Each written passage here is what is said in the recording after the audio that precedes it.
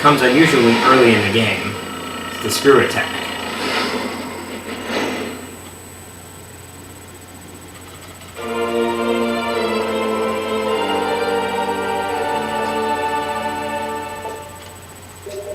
So yes, it sounds naughty, but there's actually a reason for it being called the screw attack.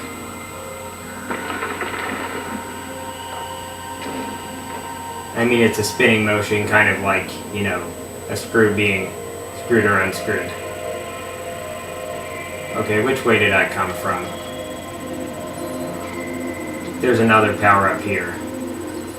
Alright, I'm probably going this way. So the screw attack allows you to travel across very large horizontal distances as long as there's nothing in your way.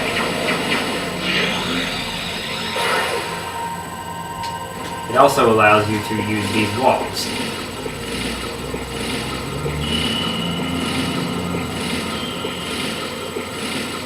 So now I can get to the...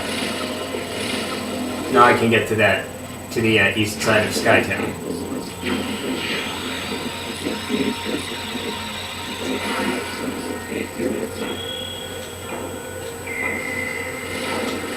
Another indecipherable transmission. Alright, maybe you didn't hear it, but there was a timer on that. You only have a limited time to get here. Here's a gunship missile expansion. Again, they're not really necessary, at least not beyond like 1 or 2 max, if that. But they count for percentage, so I'm getting them. The screw attack jumps, each jump covers a pretty wide distance, so it can be hard to make them precise. To vary the distance, you just vary the timing between the jumps. You get, I believe, 6 jumps after the space jump if you do a screw attack. More lore.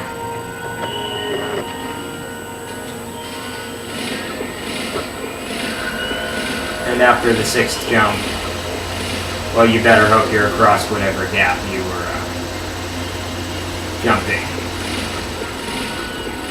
And it is called the screw attack, so yes, you can do damage with it. In fact, I think it does quite a bit of damage if you hit. Alright, so that's all I can do here for now.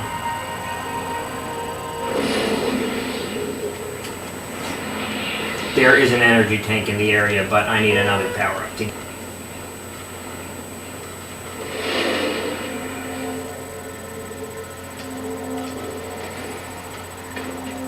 Alright, so... Fortunately, it's not a long way back to the landing site now.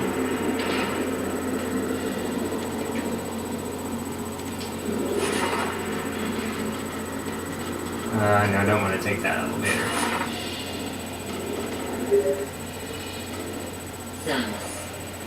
Samus, are you there? We have been trying to reach you. Is everything alright? There are some important new findings. A reconnaissance probe has discovered the location of the missing flagship Valhalla. As I am sure you are aware, this vessel was attacked by pirates 5 months ago. It was mentioned in the first briefing on the Olympus. We request that you investigate the Valhalla for any information about the pirates and their master plan. We will upload the coordinates to you now. Alright, this is... I'm not going to go here for a while, because there are some items I need before I can really get very far in there. That's going to be towards the end of the game. It's going to be one of the last places I go. It's one of the more interesting parts of the game. Not that the whole game isn't interesting. I guess by interesting I mean creepy.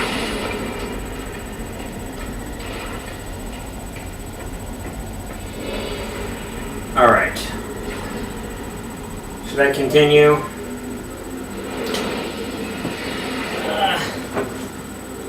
Yeah, why not? I'll continue for a little while longer.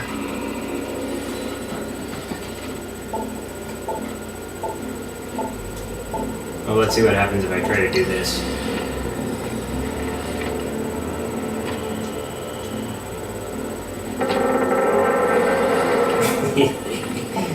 Can't go into the wall, I guess.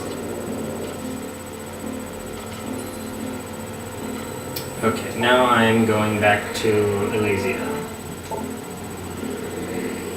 And I will go to the landing site from which I left.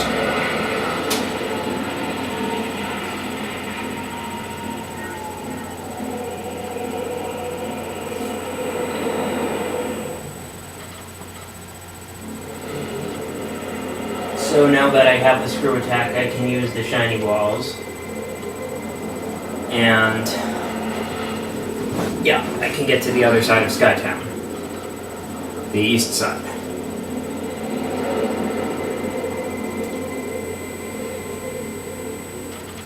Sorry, I was speaking in the wrong direction, maybe. Something didn't get picked up there. I just said I can use the shiny wall.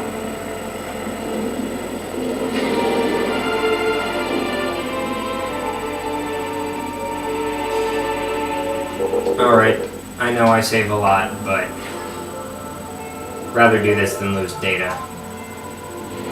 iMovie crashed on me yesterday and I thought I'd lost the last session. So just before I started I didn't lose the session, but just before I started recording this time I copied my file that I'm using. Just in case I actually do lose data.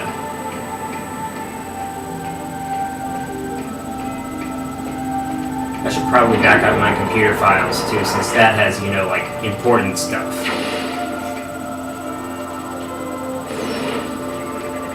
Oh, and if you notice, these doors are pretty much the same style as in Prime 1.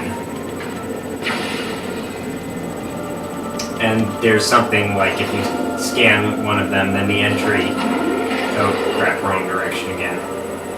Anyway, the logbook entry says, like, you know, this is the design, you know, other doors used are based on this design. Apparently the Cheza designed them. Surprise, surprise. Seems like, you know, they were the first one to do everything around this galaxy. Or whatever.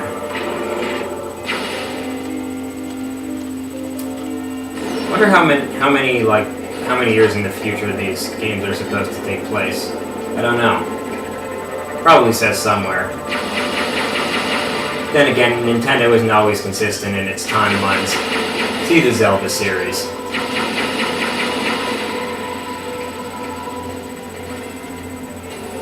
There are some crazy theories that people have come up with to try to make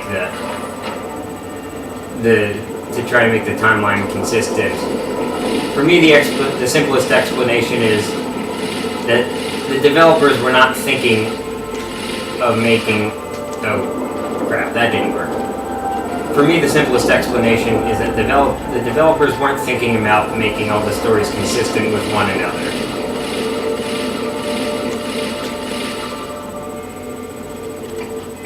Maybe that's a cop-out, but like I said, I think it makes more sense than any other explanation.